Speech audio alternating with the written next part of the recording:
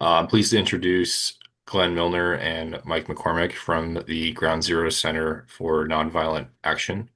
Both of these activists have been opposing the Trident nuclear submarines for decades. As folks have likely heard, there is a new generation of submarines on the way, and Glenn is here to tell us about it, tell us what we can do to push back, and hopefully inform this fight in the years ahead. So, Glenn, thank you so much for joining us this evening, and the floor is yours. Yeah, thanks for having me. Thanks, folks, for coming. Um, I will talk a little about the Columbia class, the draft environmental assessment. Um, it was filed by the Navy on May 27th. And I'll go into the history a little bit of environmental challenges at Bangor, specifically at Bangor, and hopefully talk a little bit about what we can do. So the Columbia class, I don't know if you can see this. Columbia class is 12 boats. When it's completed, it's going to be $130 billion. The Columbia is on the bottom of the screen here. It's a little bit larger than the Ohio. I guess it's like about 11% more weight to it. Um, Kind of a coincidence that all four of the submarines on the screen here, the Seawolf and the Virginia and Ohio and Columbia, will be at Bangor at the same time.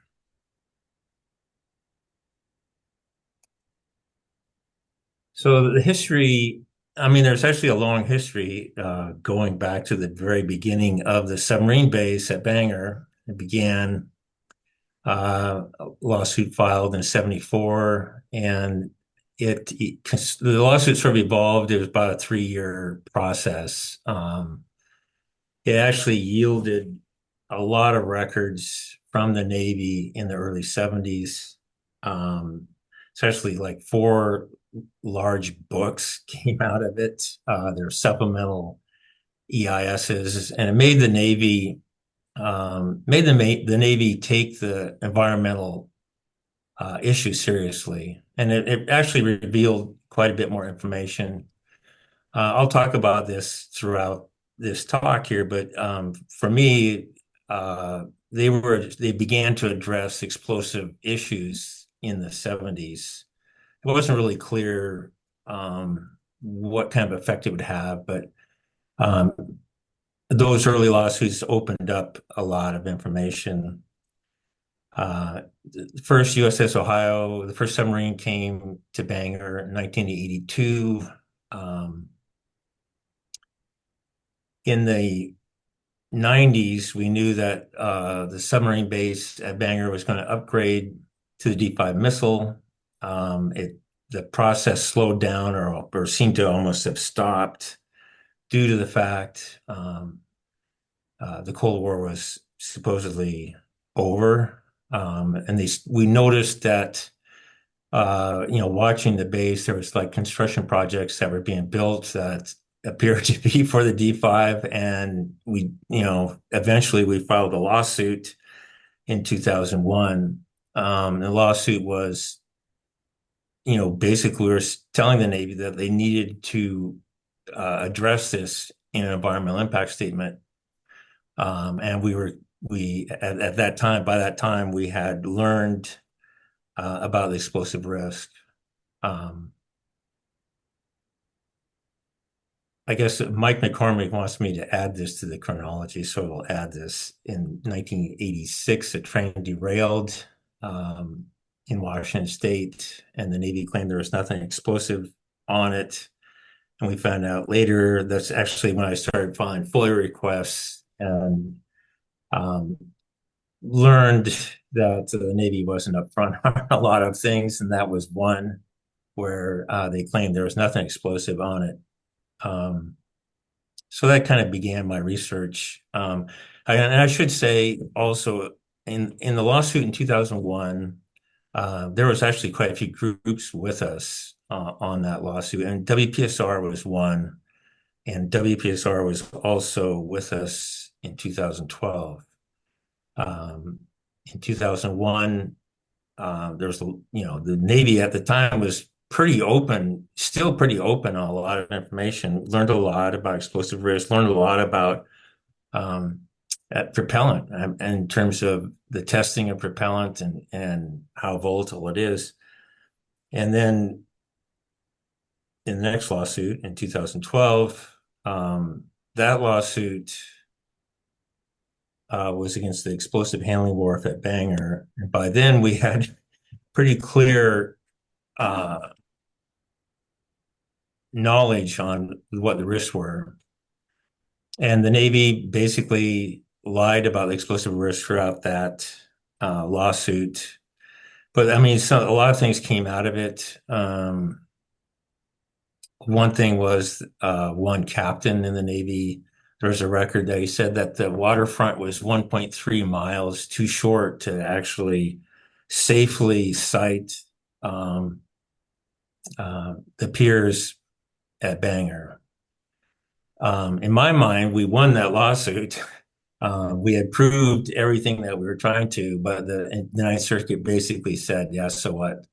So it was kind of at the time it felt pretty heartbreaking, but it was, and I think as well, it was really valuable. 110,000 pages were released by the Navy for that lawsuit.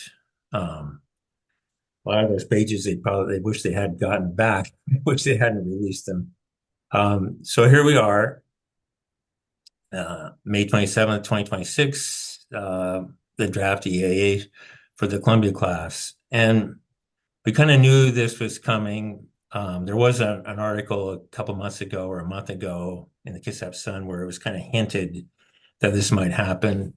They already had their Columbia class assessment in Kings Bay about 3 years ago, but they're like 3 years ahead of us on deployment. Um, the Navy is expecting to finish this evaluation in early 2027 is what they said um, in their papers. And Columbia class submarine is scheduled for Bangor in 2032.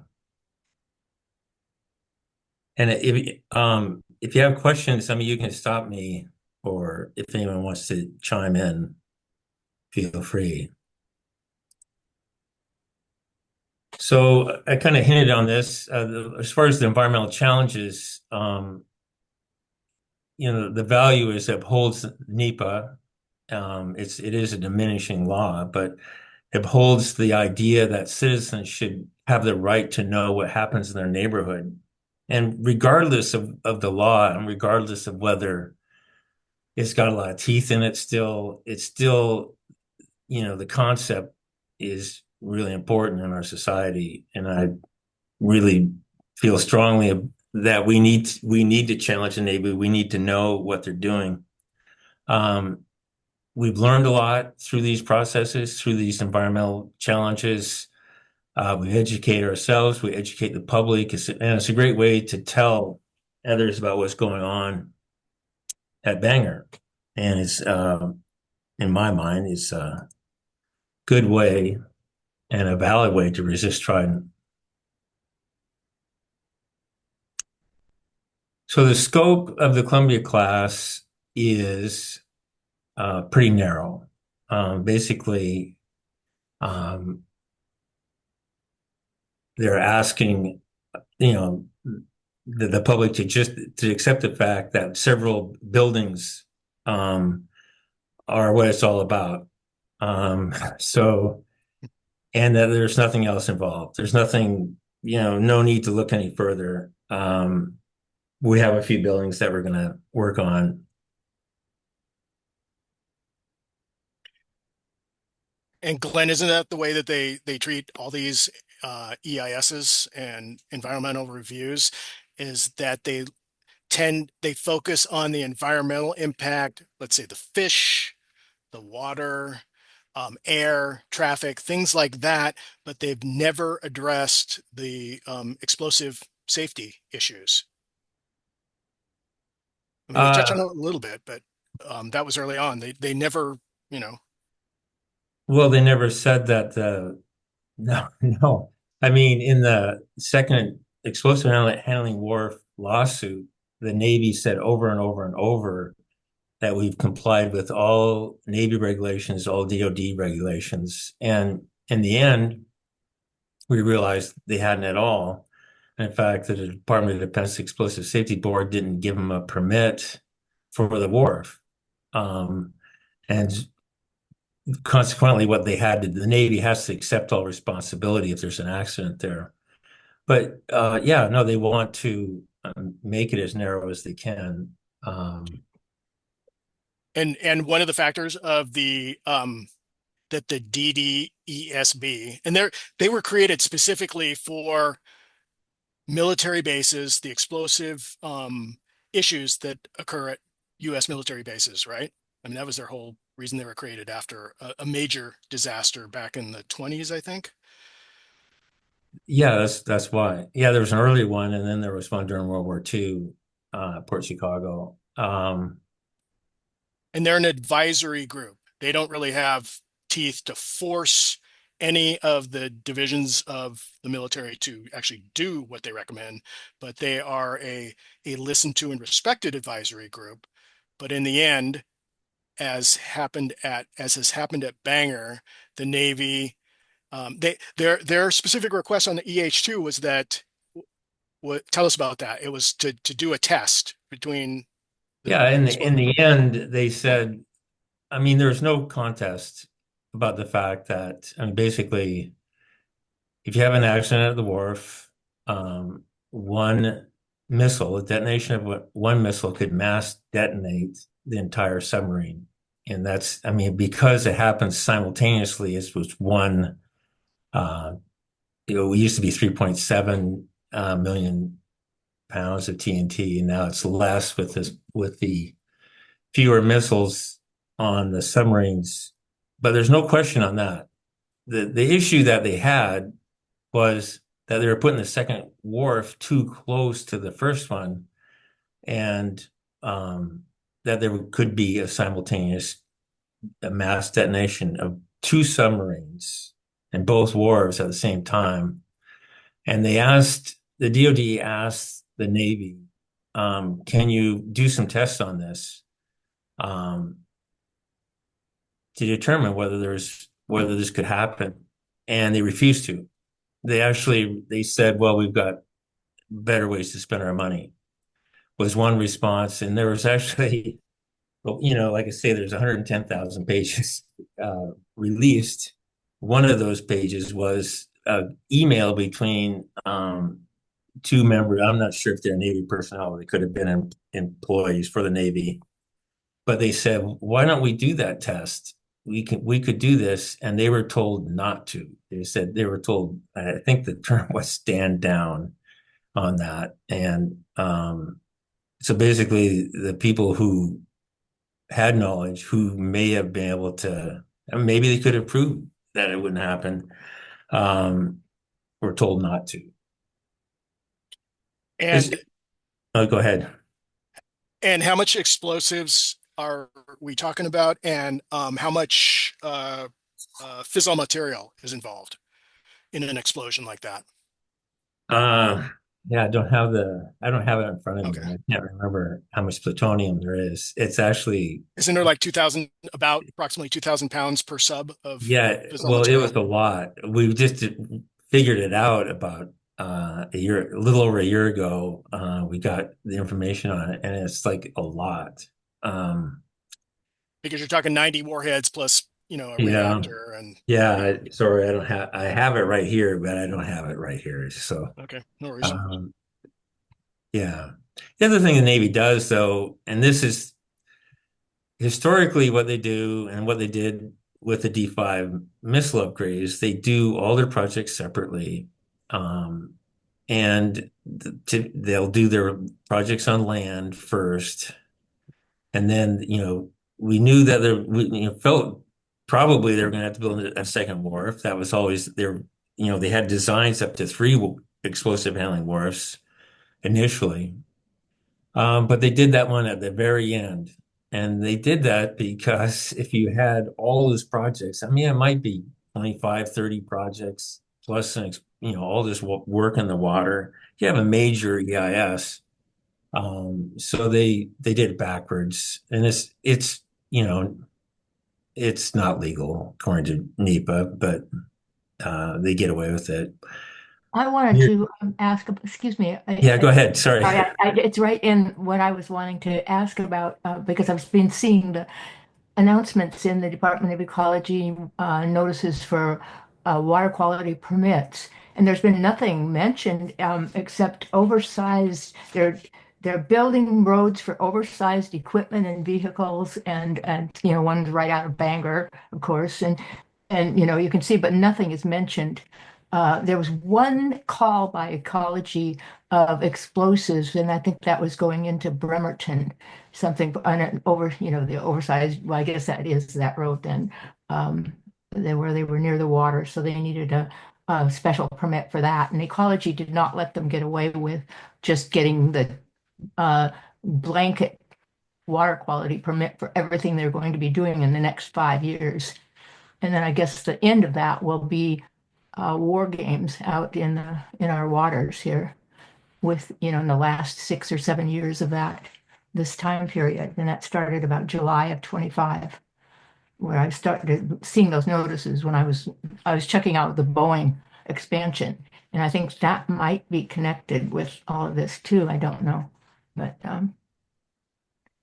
so I just wondered, and I'm not seeing anything about what you're saying. So in the documents that I've read, all the documents that have Right. come in, yeah, their first request for what they're doing in the next 5 to 7 years. Yeah. And, Well, the first step comes 2032. So, I mean, that's yeah, a ways from now. And to think that they have two projects or several projects, it's not too believable. They're continually upgrading them.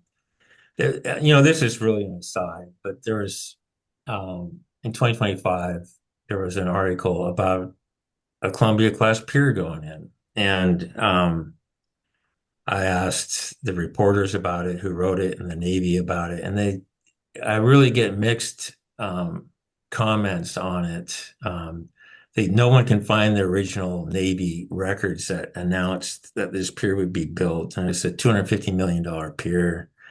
And I mean, believe it or not, I mean, that's what's so crazy about it. It's possible that these stories were just confused by industry writers or something.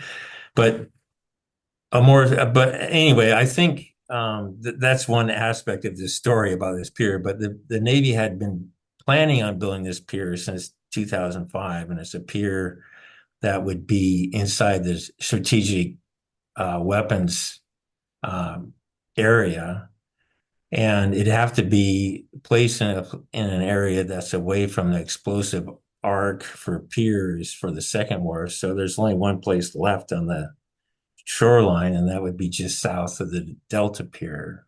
And I actually found I had some, that's the things you have some of these old FOIA requests, and you have some of these old records you get from some of the environmental assessments and EISs. It's really informative.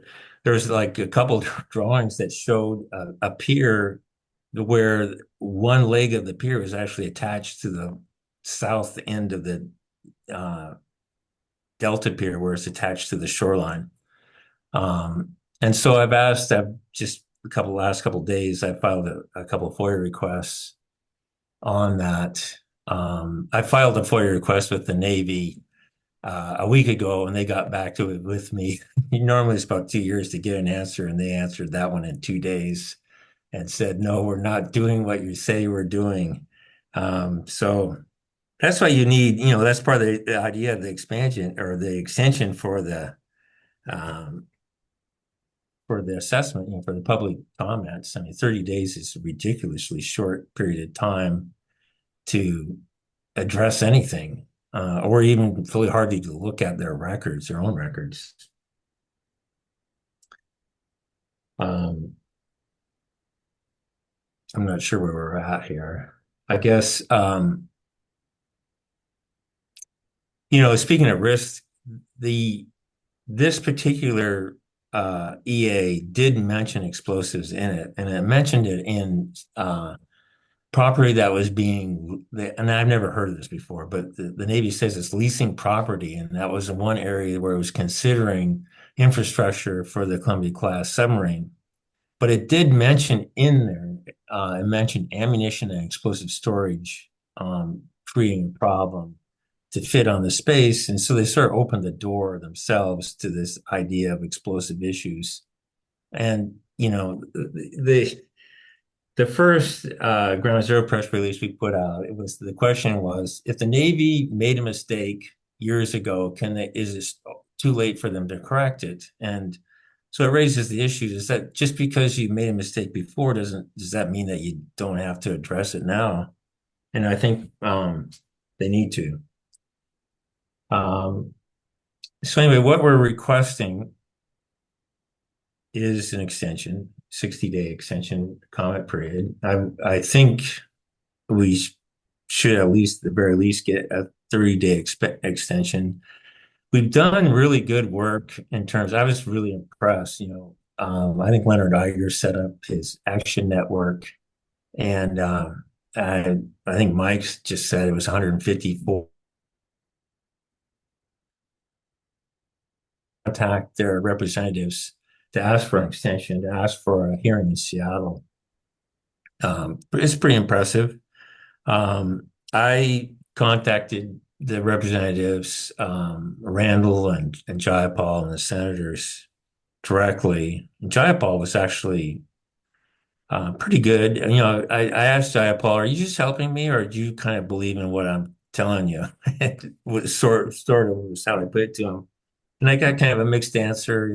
They were sort of a concern that the public has heard. So it's kind of cool. It was cool to hear that from Jayapal's office. That we're facing. Oh, sorry, I didn't change it. On my screen here. I can't see the screen because I see people are on it. So I'm trying to, let's see where I'm at. Yeah, that's right. Okay, I'm right. So what's missing in the Columbia class assessment? And I would say, I sincerely believe this, that every one of us, we have our own reasons why the Columbia class shouldn't be here. And they're all valid. I'll tell you in advance, if you put down you're concerned about nuclear war, the Navy won't care, but I think you should write it anyway. I think we should tell the Navy what we believe. And I think that, at least for ourselves, when we have a public record in this area, I hope that this area could generate 100 letters to the Navy, challenging what they're doing, asking them for more information, asking them if all the projects are mentioned. There's issues. There might be issues concerning hazardous materials on the base already, or something like that. I mean, there's all kinds of things that could be an issue. Now, for me, it's always been the explosive risk, but there's a lot of other things. I mean, the submarine is 11% larger, and even if that 11% larger submarine does not create a problem for the shoreline as it's transiting, the Navy should say that. They should tell us. They should tell us they tested it or that they looked into it.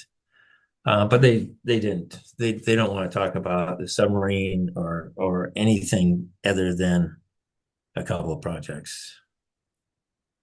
I mean, I wish, I guess I wish we had, we could make a list of issues, but I think folks I think folks know. I think everyone can figure out what their concerns are. So here's the first issue. The NEPA website has a way to comment, um, and you can go to the Ground Zero website. And Sean's, WPSR. Sean's put out some really good stuff.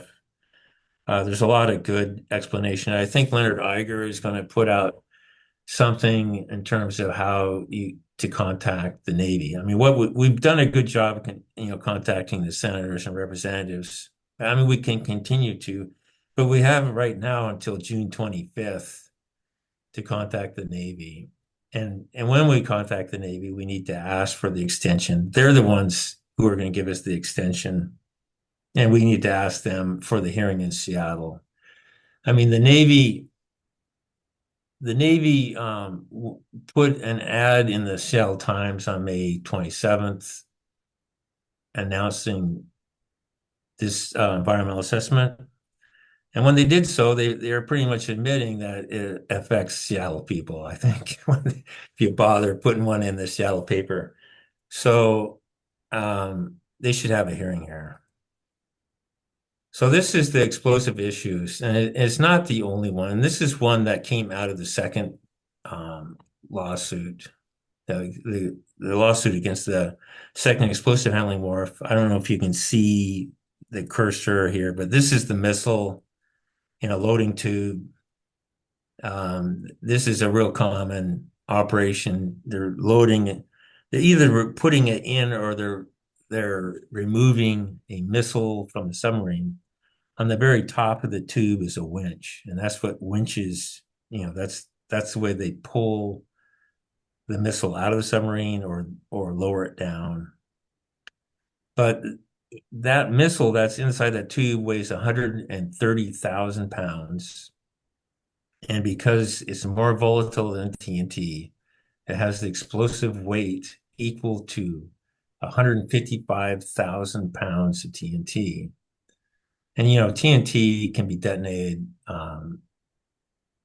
pretty easily, a blasting cap.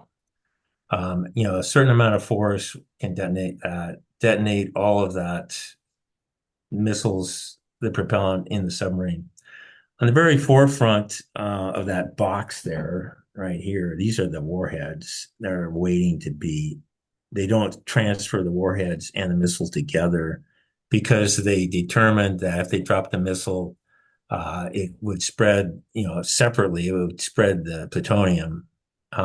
So they do that operation separately. They still have the problem with the whole submarine detonating. And this is a map of Bangor. The outer ring is what's called the K50 arc, and no buildings can be built, inhabited buildings can be built inside of that arc. I don't know if you can see it. There's our members here are covering it, maybe at least on my screen. But the outer arc covers and homes on the north end of the base, and it covers an area that will soon probably be new houses. It's a very large area that was logged, and I'm guessing that's what they're going to do there. This size arc is for the current number of missiles on the submarines, and it's taking in consideration two submarines, an accident involving two submarines. It's the way these arcs work is, you can have fewer missiles, but the arcs are still never, they don't correspond like you would think. They're still a large area. And so that's the end of it. Do you have any questions? Glenn, Steve Overman here. I was going to have you go back to the TNT explosibility issue. There have been missile mishaps that blew, a nuclear head out of the silo. landed on the ground, it didn't explode. There's been some is, as you know, dropped and, from airplanes that don't explode. So, the me perception is maybe they're not that explosive. How do we counter that, that sense since we've escaped these major explosions with some disastrous opportunities? Yeah, the one that was blown out of the missile silo, that's interesting. That it didn't um, um, that the warhead actually stayed intact. Yeah, I mean, I it was, think, as they yeah, say, it was a probably a 50-cent final trigger that didn't release. yeah, I think it's you're talking about a lot more explosives. If you don't mind, I hope this doesn't bother you. I have actually have my whole slides that I did earlier. Let's see, kind of addressed that. Um, what we're talking about is an accident. See, this is like that's actually a small amount of explosives did that to the USS Cole. Um, I don't know if there's a picture. Yeah, here's Port Chicago. I mean, this is see that there's a lot more explosives involved here. I mean, um, Was that a nuclear explosion that did that in the port? oh, that's interesting. Yeah, that's interesting. There was for a long, this is Port Chicago, and they were loading ships during World War II, and there was actually, I don't know what year this was, 44. They for a long time, some people felt that it might have been one of the first nuclear warheads that went off because it just leveled everything. I mean, a whole ship just disappeared. And so they're talking about that kind of explosives. And I think in the case of the Trident, um, it would break the warhead apart. In fact, what Sidney Drell, what his concern was when they were studying the Trident, the warheads are actually stacked around the third stage rocket motor, which is a really unusual design. The warheads are not on top of the missile. It's the rocket motor is right beside them. And that was the concern that they had at the time was if you, well, it almost copied, almost matched what happened in 2003, where they left the ladder in the tube, loading tube. If you could detonate the propellant, which would spread the plutonium from the warhead. So I think the explosives are different. They're different, and I think they're. I've never studied, the liquid propellant versus the solid propellant. But yeah, what you're seeing here with Port Chicago, that's what you would get. Here is so I hope this isn't too loud. I don't know. This is a first stage. This is 38,000 pounds. Just they deliberately detonated it. Is 25. It's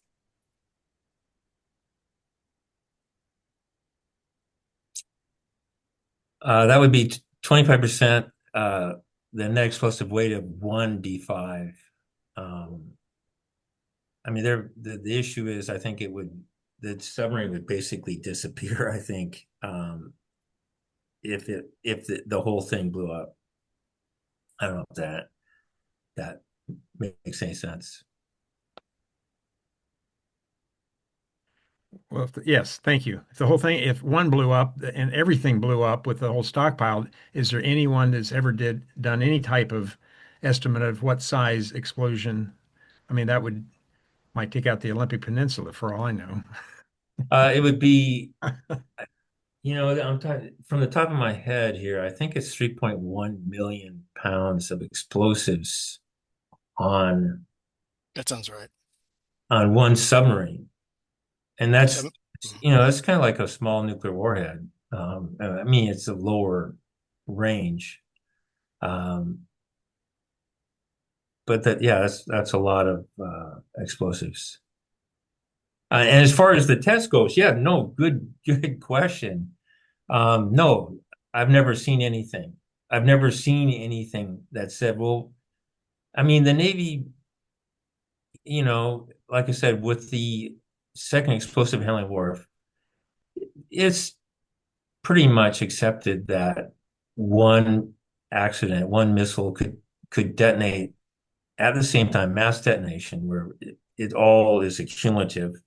All the 23 other missiles, or in this case now it's 19 other missiles, would detonate at the same time. So at one point they're saying, yeah, that's what happens. But they don't, there's never been a study on what it does. I mean, I would think, um, if it were me, I would be terrified if I were, I mean, to me, it's frightening for what it could do to the Pacific Northwest. It would spread plutonium all over. It depended on which way the wind was blowing. Some people would be lucky, some wouldn't. Um, but for the military, they would have lost their West Coast Trident submarine base, or a good chunk of it, a good piece of it. And just from a military standpoint, um, they're at great risk. And this is something that's done very often.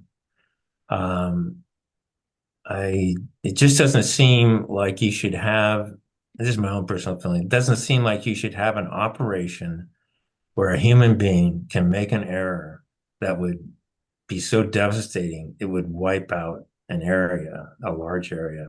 Um, and it's not a smart thing to do. Didn't the UK actually incorporate the idea of cascading detonations into the way they deal with their Trident subs? Don't they assume that that's a given in their doctrine? Yeah, I'm not sure how they do it. I believe Ainsley in one of his reports Oh, stated that. yeah, he would. He would. He also actually quotes you in several of his reports and Okay. the information you've dug up. So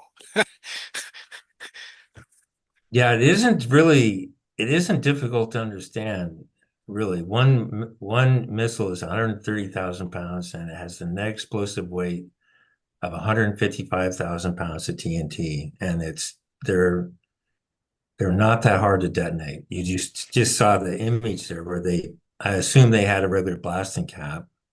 And uh, that's what happened to the first stage of that of a D5. And that's much smaller. That's a small part of the D5, the third stage. Or no, excuse me, it's first stage. No, that's the larger part. It is. and you touched on it, but I wonder if you would go over it one more time because I'm not sure everybody on the call had heard about the 2003 accident and the ladder um, impacting with the nose cone of a C4 missile. Um, yeah, in 2003, um, they were removing a missile. This was a C4, a smaller missile. And they had a ladder in the loading tube, and they took a break, came back, and they forgot the ladder was in it. So they continued to hoist the missile up in the loading tube, and it pushed the ladder into the third stage. And parts of the ladder were right next to the warhead. So it was.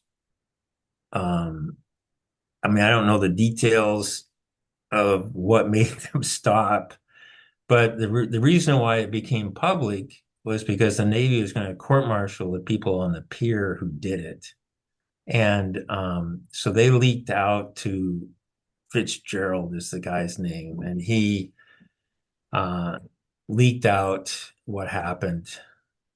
Well, also simultaneously, about the same time, they fired one of the commanders at I believe at SwiftPack. I did a FOIA request at the time asking why this guy get fired. Of course, they're not going to tell you, but they ended up firing the top three um, commanders. I think they're all. I'm not sure if they're all at SwiftPack. Um, and they shut down all operations for handling nuclear weapons for, I think, a couple of months or so, quite a long time. They tried to get recertified, and they called I believe the Navy did its own certification, and they failed, and so they had to get another one. But it was quite a long time. They shut down the operations. But the reason why I was released, why anyone knew about it at all, was because they were going to court-martial the people on the pier, and they felt they were wrongly being accused. So you wonder, are there other things like that, that happen that are not, you don't find out about? I mean, with the British, it seems like you hear a lot of things about their missile, their submarine system. Um, that is actually pretty shocking, some of it. But we don't hear anything like that here. And you hope that, well, it's because we're a lot more professional, but you don't really know.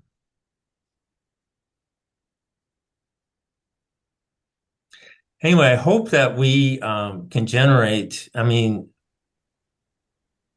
that folks here, this is my hope, that people will write to the Navy, tell them why we want an extension, and express our concerns. Whatever that is, 180 pages or something like that. This is a program that we're going to have for 50 years. We're going to have the Columbia class till the mid 2080s. And the Navy is saying, well, we don't even need to talk about the Columbia class. We don't even need to talk about the submarine. We just want to talk about a couple of projects. I think there's more to it, and we'll find out what it is. Before we started this program here, Sean asked me if there's a legal case here, and I hope he doesn't mind me saying this. There could be. It depends, and we just need time to look at it. The Navy really should give us a little bit of time to look at this, and they should give us a real discussion. What Sean went to in Silverdale is basically a guy's, there are a lot of people there, and they stand next to their in their little at their platforms, and they'll answer basically whatever question you have, and they'll give you the response back according to the EA.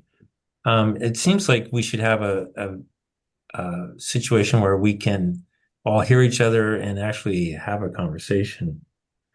Is why the Seattle hearing, I think, is important. D. Mary has a question. Yeah. Back when we had the environmental lawsuit in 2012, I pointed out to the Navy in my testimony that it isn't just an accident like the one that we've just been talking about that could cause an explosion on the wharf. The history of how the decision to put nuclear weapons at Bangor was made never took into consideration earthquake risk. It just wasn't an element. I know this because I'm very sensitive to earthquake risk. In fact, I moved to the Northwest because of it. After a particularly scary earthquake down in the Bay Area where I was working at the time. So I moved up here.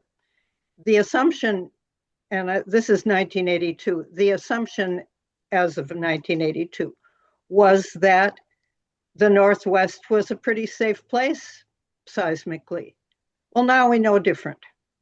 Now we know from not just our own studies, but USGS, the United States Geological Survey, that there's a 1 in 3 chance of a serious, i.e. 9.1 eruption of the Cascadia Fault.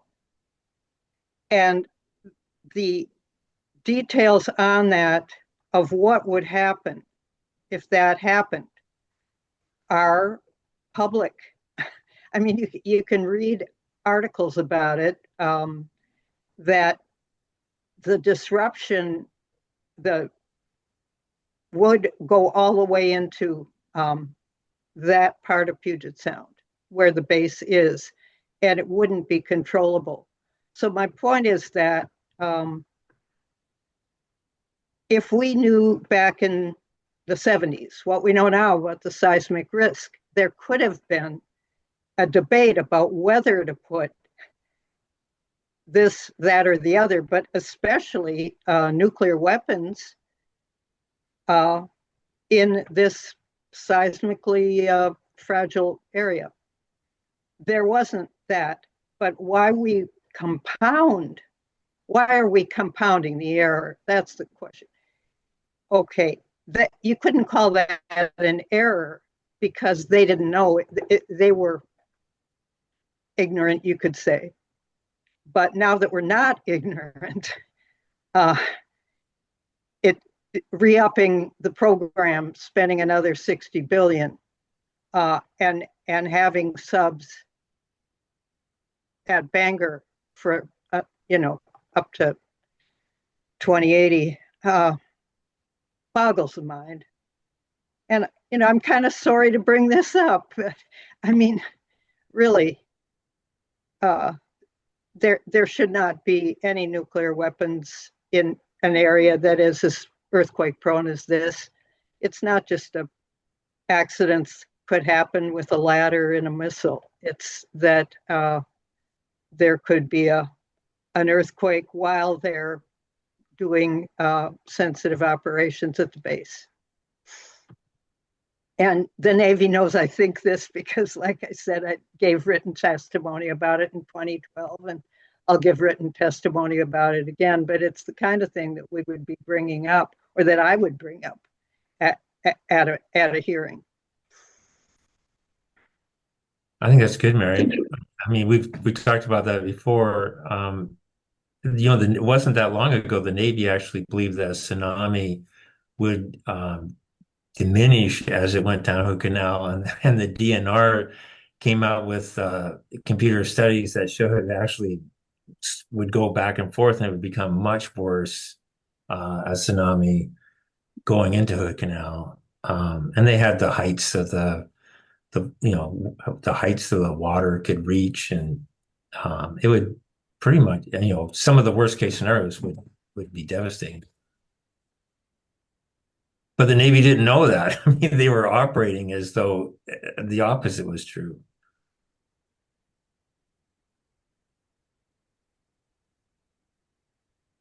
Well, Glenn, do you have any closing thoughts for our group here? No, I appreciate it. Thanks for having me. Thanks for all your research. This is a really incredible body of work here, and I think really helps inform our next steps.